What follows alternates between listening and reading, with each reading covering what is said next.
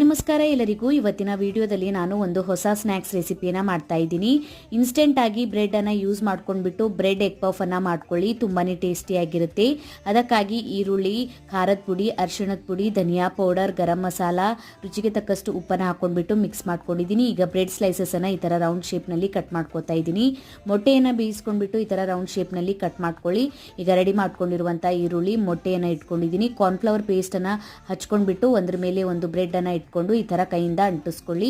ಈಗ ಮೊಟ್ಟೆಯನ್ನು ಒಡ್ಕೊಂಡ್ಬಿಟ್ಟು ಇದಕ್ಕೆ ಪೆಪ್ಪರ್ ಪೌಡರ್, ಉಪ್ಪನ್ನು ಹಾಕೊಂಡ್ಬಿಟ್ಟು ಮಿಕ್ಸ್ ಮಾಡ್ಕೊಂಡಿದ್ದೀನಿ. ಬ್ರೆಡ್ ಅನ್ನ ಇದರೊಳಗೆ ಹತ್ಕೊಳ್ಳಿ. ಆಮೇಲೆ ಇದನ್ನ ನಾವು ಬ್ರೆಡ್ ಕ್ರಮ್ಸ್ ಇಂದ ಕೋಟ್ ಮಾಡ್ಕೊಳ್ಬೇಕು. ಸರಿಯಾಗಿ ಕೋಟ್ ಮಾಡ್ಕೊಂಡ್ಬಿಟ್ಟು ಇದನ್ನ 5 ನಿಮಿಷ ಸೆಟ್ ಆಗೋದಕ್ಕೆ ಬಿಡಿ. ಎಣ್ಣೆ ಬಿಸಿ ಆಗಿದ್ಮೇಲೆ ಎಣ್ಣೆಯಲ್ಲಿ ಹಾಕೊಂಡ್ಬಿಟ್ಟು ಫ್ರೈ ಮಾಡ್ಕೊಳ್ಳಿ. ತುಂಬಾನೇ ಟೇಸ್ಟಿ ಮತ್ತು ಇನ್ಸ್ಟೆಂಟ್ ಆಗಿ ಬ್ರೆಡ್ ಎಗ್ ಪಫ್ ಮನೆಯಲ್ಲೇ ಮಾಡ್ಕೊಳ್ಬಹುದು. ಫುಲ್ ಡೀಟೇಲ್ ವಿಡಿಯೋನ ಯೂಟ್ಯೂಬ್ ಚಾನಲ್ ಅಲ್ಲಿ ಅಪ್ಲೋಡ್ ಮಾಡಿದ್ದೀನಿ, ನೀವು ಹೋಗಿ ನೋಡ್ಕೊಳ್ಳಿ. ಇನ್ಸ್ಟಾಗ್ರಾಮ್, ಫೇಸ್ಬುಕ್ ಫಾಲೋ ಮಾಡ್ಕೊಳ್ಳಿ. ವಿಡಿಯೋ ಇಷ್ಟ ಆಗಿತ್ತು ಅಂದ್ರೆ ಲೈಕ್, ಶೇರ್, ಕಮೆಂಟ್ ಮಾಡಿ. Thank you for watching.